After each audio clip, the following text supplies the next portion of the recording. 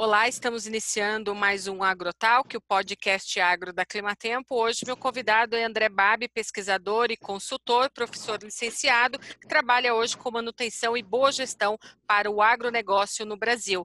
Olá, André, tudo bem? É muito bom te receber aqui no AgroTalk. Olá, Ângela, um prazer estar com você e todos os seus ouvintes aí nas mais variadas plataformas de comunicação hoje existentes. É uma honra, uma satisfação estar presente no AgroTalk aí, um programa que vem crescendo cada vez mais, levando informação de boa qualidade, né? O nosso mundo do agronegócio, da sustentabilidade e assim por diante. Muito obrigado. André, aproveitando essa sua apresentação, eu queria que você contasse um pouco para os nossos ouvintes como que é seu trabalho diário, quais são os projetos que você está envolvido hoje, antes da gente começar a falar de um assunto que eu acho super importante hoje, que é essa desmistificação do agro com relação ao desmatamento. A gente vai entrar nesse assunto, mas eu queria que você se apresentasse primeiro. Muito obrigado. Eu sou André Babi, engenheiro florestal de formação, e a gente vai se adaptando e se lapidando como tudo na vida, né? E fui bastante para a área de administração, de economia, aí com especialização na área de gestão estratégica para a área de negócios. Depois também passei ali pela Exalc em processo de formação na parte de economia para o agronegócio. Recentemente concluí um mestrado em sustentabilidade na Fundação Getúlio Vargas, diga-se de passagem, um ótimo mestrado em instituição, está abrindo bastante a cabeça para essa área no Brasil, está sendo vanguarda.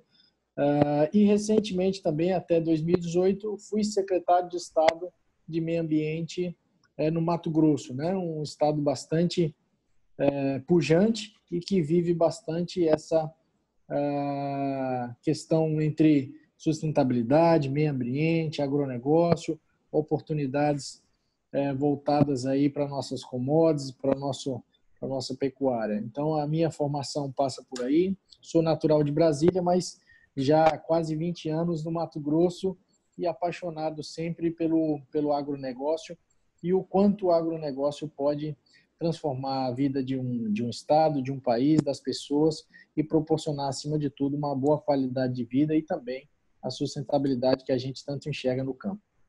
Exatamente. E para isso eu queria falar um pouco com você sobre essa coisa de todo mundo achar que o agronegócio ele é o vilão do desmatamento hoje no Brasil.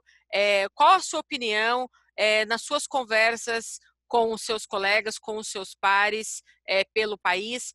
Como que a gente pode esclarecer para os nossos ouvintes com relação a essa posição?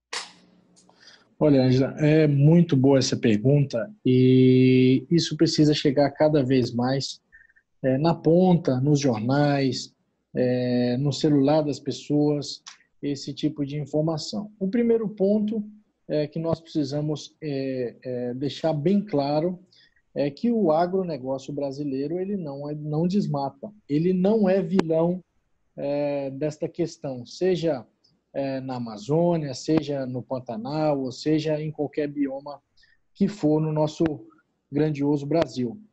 É preciso deixar claro que a atividade ilegal, nenhum profissional qualificado que está estudando, nenhuma empresa que possui um CNPJ constituído, uma inscrição estadual bem colocada, não compactua com isso, né? Essa empresa, essa pessoa, se de modo irregular fosse cometer alguma atividade pautada em ilegalidade, ela facilmente seria descoberta. Então, é preciso deixar bem claro que há alguns mundos dentro do agronegócio, né? Mas, por exemplo, nós temos a agricultura, a pecuária do século XXI, pujante, que emprega, que gera renda, que gera divisas, que está pautando aí a nossa balança comercial brasileira. E, por outro lado, há pessoas e situações que permeiam, por estarem no campo, por estarem em atividade rural, que mancham essa imagem. E aí eu coloco aqui, por exemplo, os grileiros de terra, sejam eles de terra ou de madeira ou de qualquer outra atividade ilegal, tem um peso bastante considerável nessa questão da irregularidade ou do desmatamento ilegal. Você pega também aqueles garimpeiros, e aí eu não falo nem de mineradores, veja bem que eu estou usando garimpeiros. Então, são atividades ilegais que atuam na marginalidade, sem carteira assinada, sem inscrição, sem CNPJ, eles estão totalmente fora de qualquer padrão legal de uma simples operação da atividade privada. Portanto, a sociedade brasileira precisa enxergar de fato onde está o desmatamento e quem comete o desmatamento. No Mato Grosso, por exemplo, eu vou dar um exemplo. O maior desmatamento a nível municipal está pautado no município chamado Colniza. Esse município, Colniza, qual que é o grande problema dele? O grande problema desse município é fundiário. Portanto, ele carrega todo um prejuízo para o agronegócio mato-grossense, nesse caso aqui falando de Cuiabá, precisamente do nosso querido Mato Grosso, que denigre toda a imagem de um setor, né? É um município onde tem um problema fundiário tremendo, tem uma especulação aí imobiliária voltada para o uso da terra muito forte e que, por exemplo, já foi um dos municípios que mais teve problemas de crime voltado aí para assassinato no nosso Brasil. Portanto, é inconcebível uma pessoa ligar esse tipo de situação a, por exemplo, os grupos bem organizados, as trades, as companhias e até mesmo o fazendeiro de pequeno e porte médio que atua aí vendendo o seu gado, vendendo a sua soja, o seu algodão, o seu milho, o seu suíno, a sua ave, junto ao desmatamento. Então, o grande problema do desmatamento, no meu modo de enxergar, e a gente debate em vários fóruns a nível de Brasil, é justamente você reconhecer e saber onde está essa atividade ilegal, irregular, e muito dos casos aí, até se utilizando de mão de obra escrava, e separar, obviamente, daquele agronegócio que gera emprego, gera renda, que está com a sua inscrição estadual, está regularizado ambientalmente. Quando não está regularizado, ele está lá com o seu CAP protocolado no órgão ambiental, está buscando a sua regularização. E, portanto, essa diferença ela é muito aguda e não cabe qualquer ligação. Portanto, eu carimbo aqui com a expertise que eu tenho desde quando eu fiz parte lá como trainee do IBAMA, no laboratório lá de sensoriamento remoto, onde iniciou o projeto de combate ao desmatamento na Amazônia, lá no início dos anos 2000, de que o agro, de fato, não desmata, né? Então, é preciso deixar isso muito claro e peneirar esse problema brasileiro, que aí a gente vai tratar isso com uma questão muito mais de segurança pública do que de meio ambiente. É preciso deixar isso muito claro. O problema do crime ambiental na ponta é muito mais de segurança pública hoje do que de meio ambiente. Pois não. Não, eu ia te falar exatamente isso, porque o que chega para todos os ouvintes do Agrotalk e para também a maioria da população brasileira é que os produtores rurais são os grandes culpados por esse desmatamento, porque são através desses produtores que são contratados essas pessoas irregularmente que ateiam fogo no terreno. E o grande problema é que essa comunicação ela chega extremamente errada à população de uma forma geral e se mistura muito o que é a pessoa que é irregular e que faz e pratica um crime ambiental do que o produtor rural que trabalha de sol a sol todos os dias, né, para levar o alimento que a gente consome hoje. E eu vejo que o governo federal de todos os estados, principalmente aí vamos citar o Mato Grosso, trabalha muito com relação a esses crimes ambientais. A gente observa que todos os dias, não só a IBAMA, mas outras instituições estão aplicando aí o seu trabalho nas matas e nessas áreas que a gente já sabe que são áreas alvos desses crimes ambientais. Como que, no seu período de secretário em Mato Grosso, como que você observou essa luta do governo estadual e do governo federal? Bom, em primeiro lugar, é importante e coerente e fundamental, dado hoje ao estado da arte das contas e das finanças públicas, que os órgãos se associem e trabalhem de modo conjunto, né? Esse foi um dos primeiros passos que nós fizemos, foi dar essa sinergia de que o IBAMA pudesse trabalhar com o órgão ambiental estadual. Isso é fundamental e importante.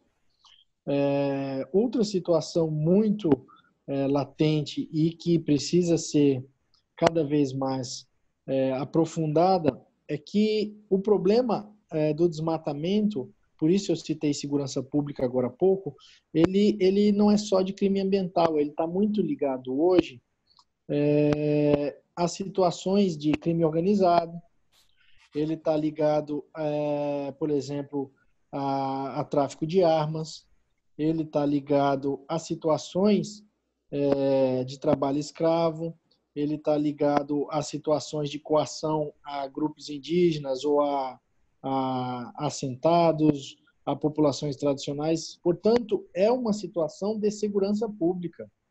E, mediante a isso, aqui no estado do Mato Grosso, nós criamos aí o CODE, que era o Comitê de Inteligência voltado para combate a desmatamento. Criamos também uma base que, infelizmente, não foi dada sequência, mas, de certo modo, nós até entendemos, porque é muito caro manter grupos operacionais longe de capitais e, por isso, a importância da descentralização e da desconcentração da gestão ambiental no nosso país, de modo que ela fique cada vez mais perto de quem precisa realizar aí a sua gestão ambiental, acessar os órgãos de gestão, acessar os órgãos de fiscalização, acessar os órgãos de gestão fazendária também.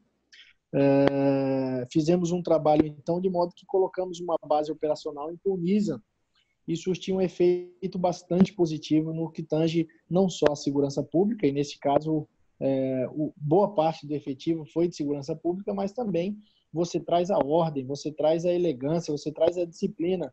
Eu sinto elegância pela forma de que nós devemos trabalhar, né? Trabalhar com muito afinco, com uma administração pública funcionando a serviço realmente daquele que paga o imposto.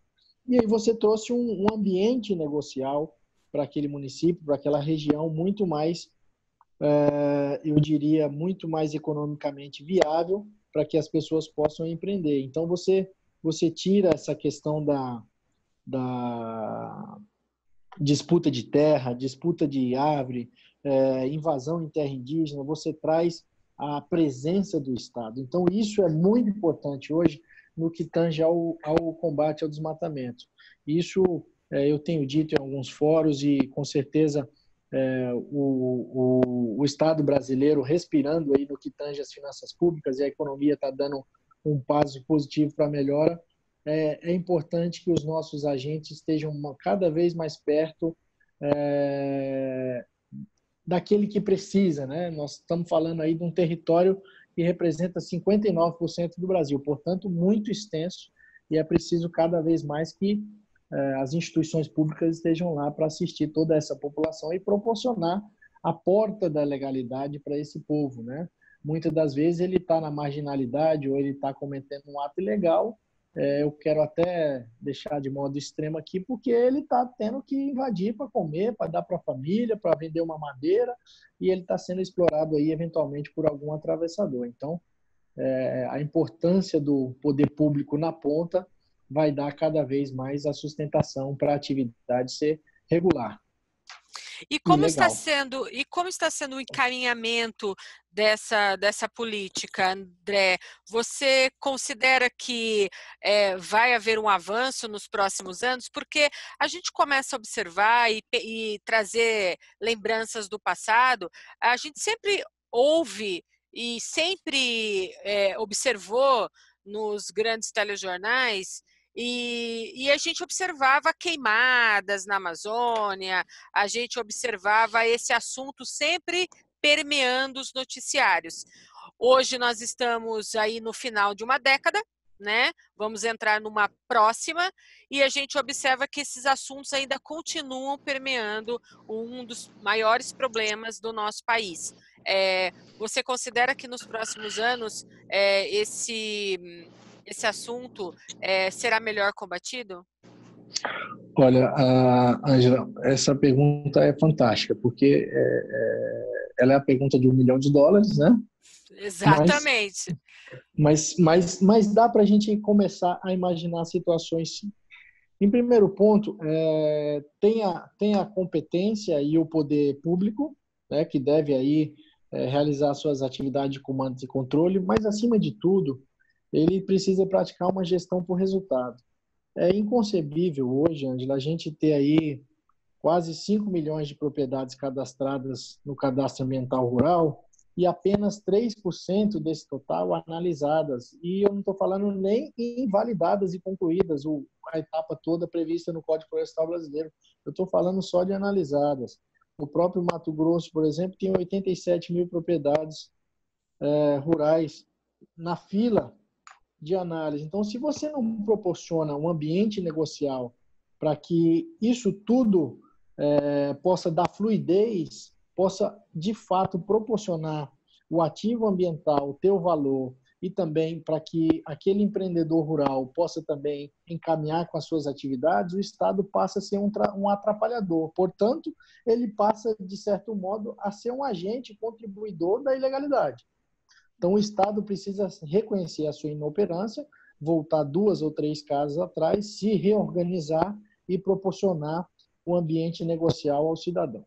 Por outro lado, tem o poder privado. O poder privado, esse já está mais organizado, já reconheceu o seu papel e a importância da comunicação.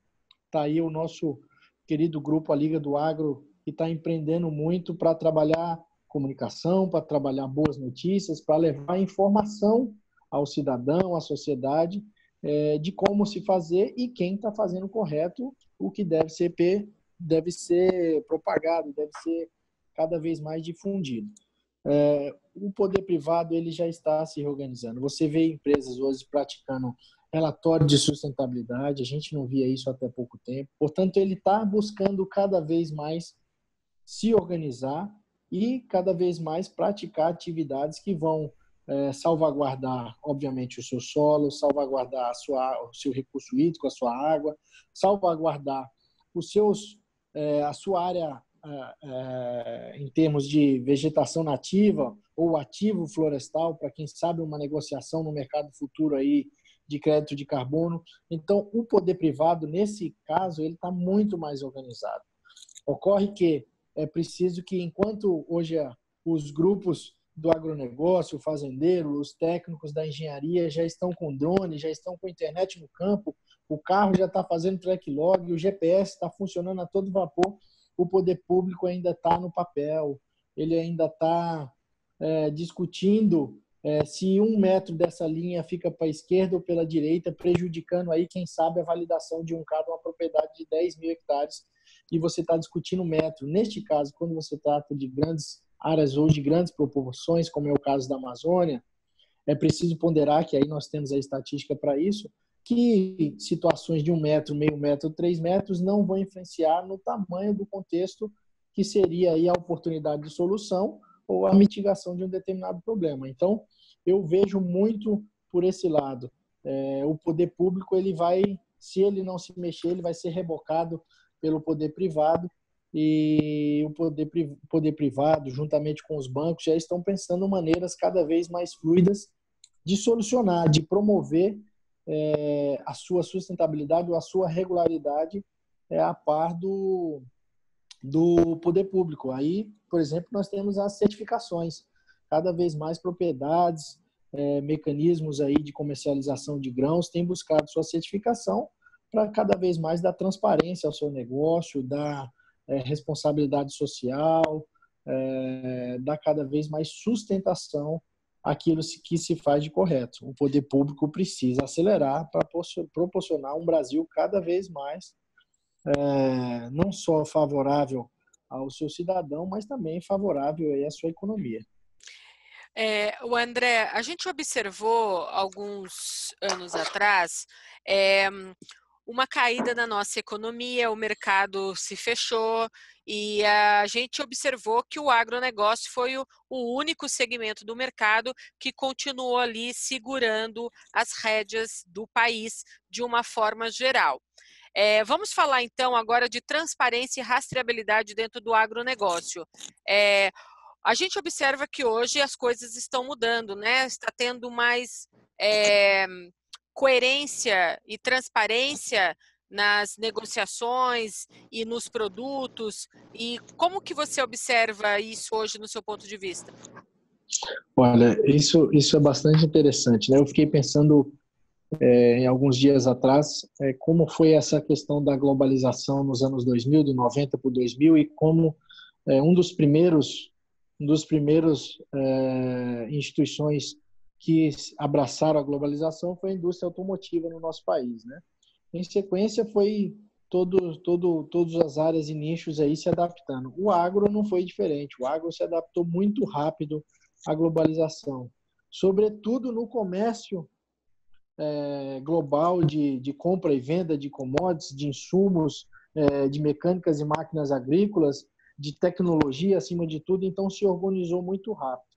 O agronegócio que nós falamos, que não desmata, é esse mesmo agro que está preparado para transparência, está preparado para rastreabilidade. Hoje você sai uma soja de Sorriso, ou uma soja de Tocantins, ou em alguns pontos lá de Luiz Eduardo Magalhães, nós sabemos onde essa soja está, de onde ela foi produzida e qual é o mercado consumidor que está sendo comprado.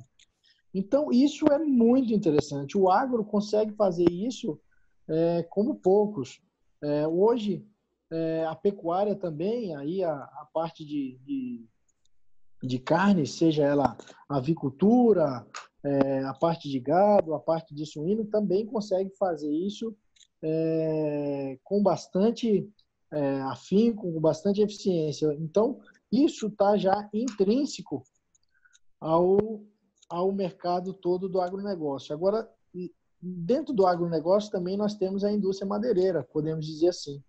A indústria madeireira precisa também se relacionar com a rastreabilidade e com, acima de tudo, a transparência. Isso vai auxiliar um ao outro no ganho até mesmo de preço.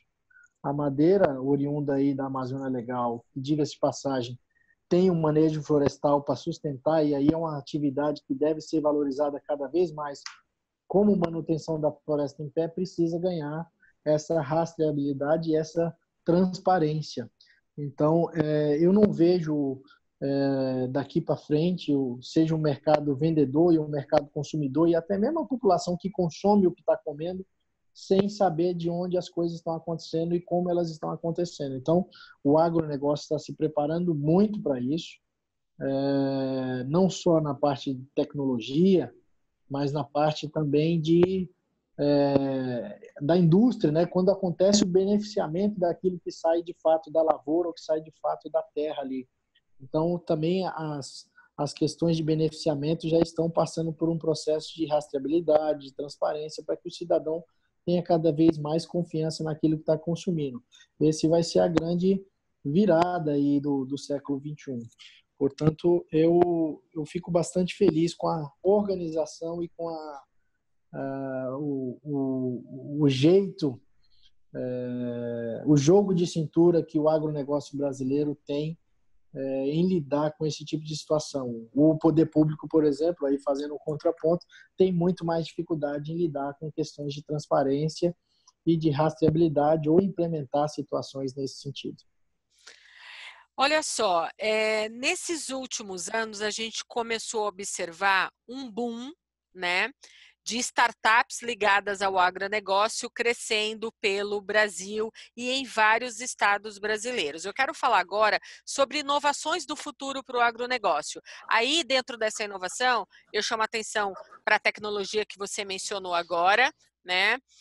Se a gente observar os novos sucessores do agronegócio hoje, os novos gestores, eles estão voltando para a sua terra natal, muitos deles foram até estudar fora do país e agora estão voltando para assumir o negócio dos seus pais. Na época destes pais, o boom para esse gestor foi a tecnologia das máquinas do campo. Ele trocou a mão de obra pelas máquinas, pelos tratores, pelas colheitadeiras. Hoje, esse novo gestor do agro está procurando o seu lugar nesse degrau da nova gestão. E eu chamo a atenção para essa parte digital, dessa inteligência artificial. E o gestor, o novo gestor, ele quer e ele exige novas inovações para o futuro do agro. Como que você tem observado essas novas tecnologias de inteligência artificial ligados a essas novas startups que surgiram pelo país? Olha, isso é interessantíssimo, né? A fase, quem gosta de estudar história aí ligada ao mundo rural, consegue nos traduzir isso com tanta inteligência e sabedoria que poucas pessoas aí conseguem, porque o Brasil começou muito nisso, né? Lá tivemos a fase do café, da borracha, essa questão da pecuária, e as propriedades rurais sempre foram muito familiares, né?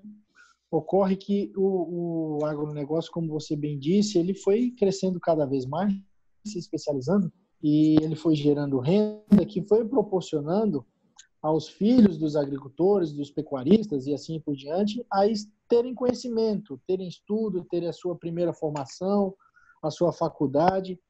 E essas pessoas começaram a enxergar, opa, o agronegócio é sim uma indústria positiva, que dá lucro, que dá renda, que dá o sustento à nossa família. E eu vou dizer gurizada, né?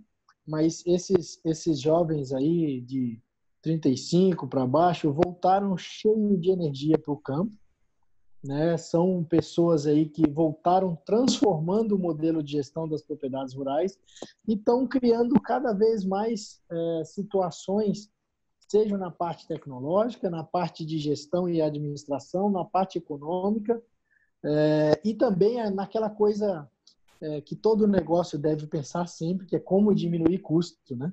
Como diminuir Exatamente. custo. E aumentar a produtividade.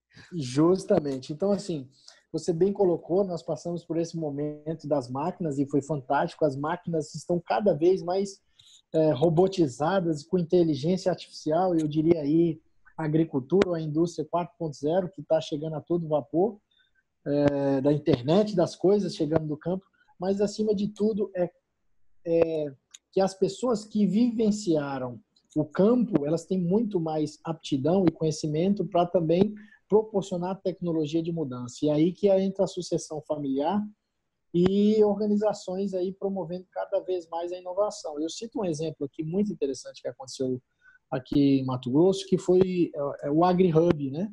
Eles montaram uma espécie de organização e espaço de conhecimento para que as startups possam incubar ali. Então, está surgindo assim, antes nós aplicávamos os defensivos agrícolas através de aeronaves, né? Os aviões. Sim. Hoje nós conseguimos aplicar com muito mais poder de concentração, e aí eu diminuo o meu custo de aplicação ou da quantidade de produto que eu venho usar, tornando ele cada vez mais eficiente, aplicando direto na planta ou direto naquela linha de plantio, que vai tornar cada vez mais a minha produção, aumentar a minha produtividade e tornar a minha produção mais eficiente.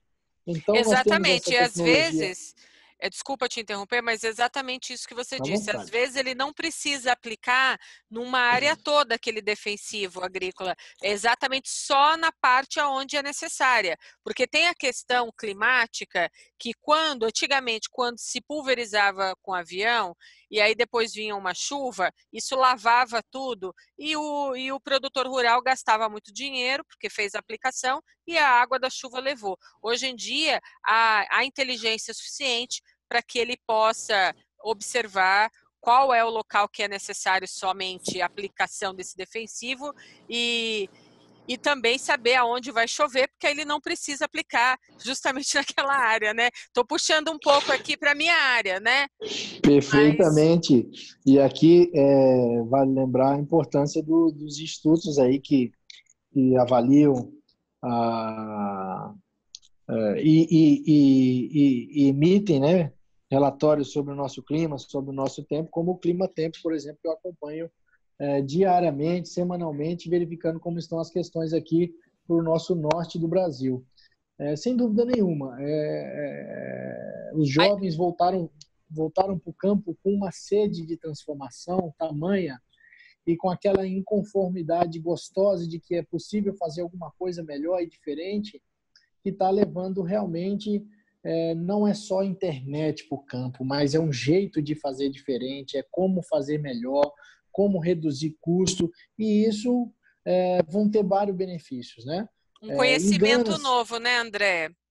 engana-se aquele bobo lá do passado, me desculpe a expressão, mas até no sentido de leveza e colocar um pouco da ignorância, que fala, todo mundo vai perder o emprego. Ao contrário, a quantidade de curso de técnico agrícola que surgiu para que as pessoas pudessem ter aptidão para voltar para a fazenda com tecnologia e trabalhar melhor, ou a gente pensava que todo mundo ia ficar com a mão na enxada a vida toda. Então, se nós temos... Sim. Isso é a lei da física, né? Nós temos a lei do menor esforço. Então, se nós podemos pensar, e graças a Deus, o nosso Senhor nos deu inteligência para que a gente pensasse, e talvez por isso nós sejamos um pouco diferenciais dos animais que estão na Terra, então nós devemos usar. Então, proporcionar conforto laboral, proporcionar um menor custo para quem sabe empregar mais pessoas, proporcionar, talvez, antes nós tínhamos 2 aviões que faziam toda uma parte de aplicação de defensivo. Hoje, um drone pode fazer. Então, assim, realmente trabalhar com inteligência. E isso está sendo muito gratificante acompanhar. Eu estudei bastante em determinado momento da vida aí, o sensoramento remoto, o geoprocessamento, que foi um dos precursores também da tecnologia, mais na ponta. E nós falávamos até pouco tempo de imagem de satélite de 30 metros, né? E hoje um drone vai lá e tira foto e transforma uma situação de uma propriedade em tempo real. Então, isso é muito gratificante e, mais uma vez, por isso eu insisto, né? Quem trabalha dessa forma não está nem sequer de longe ligado a uma ilegalidade, por exemplo, voltada ao desmatamento. Então, o nosso agro está caminhando nesse caminho, o caminho da sustentabilidade, o caminho da tecnologia, o caminho de colocar família e gente boa trabalhando de forma muito adequada, e a gente se orgulha muito de estar no campo, de estar com a botina suja, com a camisa suja aí da poeira, do barrinho, e estar vendo aquela coisa magnífica que é o agronegócio transformar aí o nosso Brasil. Exatamente. Eu recentemente eu vi uma foto, um slide. Agora, a gente observou nos últimos dias a realização da COP25, que nós vamos falar um pouco sobre esse tema, mas eu vi um slide apresentado durante a COP25 que mostrava uma grande cabine suspensa, uma cabine até que parecia uma nave espacial, com um grande vidro, né, na frente, e 2 pessoas trabalhando dentro dessa cabine, ela suspensa, controlando as máquinas no campo por rádio. Eu confesso que eu olhei esse slide, eu até me assustei um pouco, pensando assim, meu Deus, que futuro é este que o agro está caminhando? Mas não parece que esse futuro está muito distante não, né, André? Não está, não. E é preciso que o pessoal fique cada vez mais atento para pensar que não é ET que está no campo, né? Exatamente. Não é extraterrestre, não. São É pessoas, né? tecnologia, é gente chegando na ponta, é vontade de fazer mais com menos e é vontade de respeitar cada vez mais o meio ambiente, portanto, proporcionando aí mecanismo de engenharia e desenvolvimento tecnológico cada vez mais aplicado à produtividade. Então, isso isso vai ser cada vez mais comum. E eu espero que o poder público caminhe rápido para depois não ficar para trás nos mecanismos de regulação aí das atividades que, em geral, ele demora um pouco para acompanhar, para que a gente não volte a travar aí boas indústrias, bons desenvolvimentos, boas cabeças pensantes que tem acontecido aí a nível de Brasil, né? Exatamente. A gente estava falando da COP25, eu queria que você salientasse alguns pontos que estão sendo tratados e foram tratados, na verdade, durante esse evento, e a participação aí pequena, né, de algumas instituições do Brasil dentro da COP, não dentro das salas oficiais, mas ao redor delas, as mudanças do clima cada vez mais estão pontuando não só a relação meio ambiente e agro, mas também trabalhos fora da porteira, né, André? Olha, Ângela, eu trabalho com ciência, adoro essa área, sou pesquisador, gosto de dar aula e aí participo do Instituto Brasileiro de Estudos Estratégicos para que a gente possa levar conhecimento. Então, assim, eu reconheço que precisam ser trabalhado de uma melhor forma, de uma melhor inteligência, a questão das mudanças climáticas, até porque este é um ativo brasileiro, né? Eu fico pensando aqui, nós temos toda a tecnologia de máquinas, aqui tem os melhores tratores, nós temos as melhores extensões de terras agricultáveis aí no mundo, quem sabe está no Brasil. Nós temos uma das melhores instituições de pesquisa e promoção, fomento ao desenvolvimento agropecuário, que é a nossa querida Embrapa, reconhecidíssima. Nós temos profissionais dessa área de formação única no mundo, mas de nada seria tudo isso se a gente também não tivesse um clima favorável para que a gente pudesse plantar e produzir desse tanto, né? Chuvas, eu diria que regulares, né? Um pouco mês para cá, um pouco para lá, mas não deixam de ser regulares, elas acontecem no nosso verão brasileiro em geral. O período de seca que a gente já conhece também. Então, o clima, eu diria que é um dos grandes ativos também do nosso agronegócio. E aí não podemos desmerecer essa questão. A Exatamente, iniciativa porque, privada.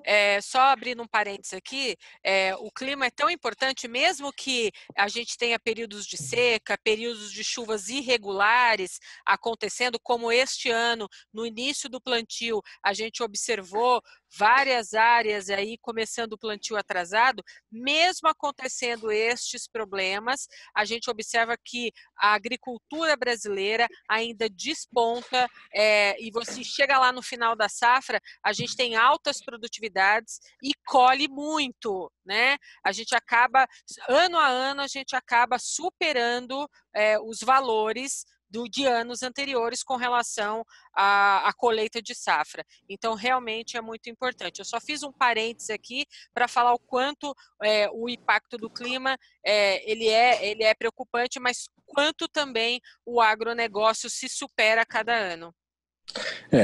O problema é que pessoas de bem, o problema não, a solução, pessoas de bem pensam assim, como você disse agora há pouco, como eu fiz uma colocação agora há pouco. Agora ocorre que por trás desse comentário neutro, tanto da minha parte quanto da sua, há também negócios no mundo, e quando a gente fala de negócios de interesses, há grupos econômicos, há países que estão interessados em proteger a sua população, há países que estão interessados em proteger seu negócio, há países que estão interessados na comercialização e aí como ele ganha, como ele compra e assim por diante. Portanto, aí nós devemos deixar a inocência de lado e saber que tudo isso acontece, né? Então, quando, por exemplo, uma França se manifesta de uma forma um pouco mais aguçada, é preciso que a gente entenda e leia o cenário um pouco mais por trás das manchetes de jornais para que a gente faça uma reflexão do que um presidente desse está querendo dizer, o que isso está incomodando tanto o Brasil. Então é preciso que a gente entenda isso. E o campo onde essas negociações ficam cada vez mais aguçadas é a Conferência das Partes do Clima e do Meio Ambiente, que é a COP. Eu acompanhei de perto as últimas 5 COP, essa eu não pude ir, mas uma das COPs significativas, eu diria que foi a da França, que houve o acordo do clima, e, diga-se de passagem, ele pode ser renegociado agora em Madrid, em especial o seu artigo 6º, né, que diz sobre as regras da NDC, aí, das emissões e assim por diante. E o Brasil, na COP21, no meu modo de enxergar, aí, me perdoe se alguém tem alguma visão diferente, ele colocou a sua NDC muito alta, e ele acabou se prejudicando nas negociações, no meu modo de entender. E, até hoje, assim, quem se comprometeu de fato com o acordo ou os acordos que foram feitos nas conferências das partes foi o Brasil. Eu não vi nenhum outro país, me desculpe, talvez eu possa ter comido alguma mosca por aí e não visto, mas o Brasil é quem de fato se posiciona, o Brasil é quem de fato está pagando essa conta, o Brasil é quem de fato sofre essa pressão, e eu faço uma leitura até bastante cética, e o problema é que nós, se deixarem nós trabalhar, o nosso poder público funcionar, nós vamos estar aí em breve entre as 4, 3 maiores potências do mundo, sem dúvida nenhuma. E o pessoal, os grandes, não querem, né, concorrência. Então, isso está bem claro. Sim. Também. Agora, a gente não deve misturar isso com a nossa necessidade de fazer uma boa gestão voltada, por exemplo, para a mitigação dos impactos da mudança do clima. Então, é preciso que a nossa agricultura esteja preparada, é preciso que as nossas cidades estejam preparadas para chuvas mais torrenciais e mais concentradas, e não mais aquelas chuvas esparsas. É preciso que a nossa defesa civil esteja preparada. Então, assim, a gente precisa dividir um pouco das coisas, né? Os problemas econômicos, como essas negociações acontecem, por que estão nos espremendo tanto, e também o que a gente precisa fazer, reconhecendo de que a mudança climática bate à porta e é preciso que a gente esteja preparado para esses contextos todos e evitar alguma catástrofe aí. Deus nos livre disso, mas é preciso que o homem também trabalhe para isso. André, a gente já está quase finalizando esse Agrotalk, mas eu queria que você deixasse aí algumas perspectivas e opiniões suas para o agro brasileiro em 2020. O que você está observando de tendência para o ano que vem? Olha, o que eu estou observando de tendência para o ano que vem, e muito interessante, as instituições financeiras estão querendo cada vez mais estar próximo daquele que produz, daquele que necessita o apoio financeiro, seja para investimento, seja para custeio, capital de giro, assim por diante, e por isso eles estão aprimorando seus conhecimentos, voltado para a gestão ambiental, para o agronegócio, o que é muito bom, porque não dá para tomar decisão e negar um financiamento ou negar uma situação simplesmente lendo esse ou aquele jornal. Então, isso é muito bom, vejo com muito bons olhos. Eu torço e eu espero que os instrumentos de tecnologia que o governo federal está contratando ou visa contratar juntamente com os governos estaduais da Amazônia, voltado para monitoramento, não seja só repressivo e de comando e controle, possa servir também de porta da legalidade para uma gestão por resultado, para que possa o Estado de fato servir a quem precisa, a quem produz, a quem trabalha, a quem gera riqueza e gera renda. Eu tenho um otimismo voltado aí para as tecnologias, isso chegando cada vez mais no campo, nós vamos ter cada vez mais a oportunidade de aumento e ganho de produtividade, de redução de custos e, quem sabe, até de insumos com uma eficiência melhor na aplicação de adubo, de fertilizante e assim por diante. Então, eu tenho uma leitura otimista para esse ponto de vista, e eu tenho também uma leitura otimista de que o governo federal está enxergando a Amazônia de uma maneira diferente, no sentido de que lá estão mais de 20 milhões de pessoas, é preciso dar soluções para aquela região, e a solução ela não passa simplesmente por coibir essa ou aquela atividade, passa por oportunizar ganhos, seja com a floresta, seja de que forma for, através, por exemplo, nós temos mais de 80 parques na Amazônia, está na hora de realizar a concessão. Esses parques custam muito, está na hora de levar o turismo para essa região, está na hora de gerar renda e gerar riqueza nessa área do país, para que ela vire um ativo de fato e não um problema, por exemplo, de queimada ou de desmatamento ilegal. Então, eu tenho otimismo de que o governo federal, juntamente com os estaduais, estão se mexendo nesse sentido. Isso pode de fato, promover a nossa Amazônia. E um recadinho por último, se me permite, Ângelo. É preciso a população também dos grandes centros entender que desmatamento zero não é solução para lugar nenhum, né? Sim. Desmatamento zero não é solução para nada. É preciso a gente entender que não só o Código Florestal e a legislação brasileira permite a abertura de determinados percentuais de área para sua exploração, para sua agricultura, para qualquer atividade, seja ela qual for, mas acima de tudo que, por exemplo, nós estamos falando aqui vamos falar do Amapá, que tem 80% do seu território muito bem preservado. E aí, dado a proporcionalidade, quando eu falo de Amazônia, se eu falo que eu desmatei, por exemplo, 10% do Amapá, mas eu estou desenvolvendo uma atividade sustentável, eu abri dentro da legalidade, isso é muito positivo. Então, a população aí, os colegas, os profissionais, o nosso público aí que está nos ouvindo deve ter essa consciência também, né, de que desmatamento zero não existe. Isso é uma lógica burra, isso é uma lógica de marketing, de venda que também não traz nenhum benefício. Então, o último recado é isso. E precisa buscar informações verdadeiras, não fake news, mas informações verdadeiras com instituições de credibilidade deste país. A gente já mencionou aqui a Embrapa, nós temos também outras instituições como Exalc, enfim, várias outras instituições e também outros sites e perfis nas redes sociais que levam mais a sério esse agronegócio e que trazem de verdade a informação de credibilidade e verdadeira, né? É isso aí. Eu estava brincando esses dias numa confraria aqui de que a Deep Web cada vez está mais rasa, né? Portanto, as informações esdrúxulas estão cada vez mais próximas da gente, dos nossos familiares, dos nossos amigos.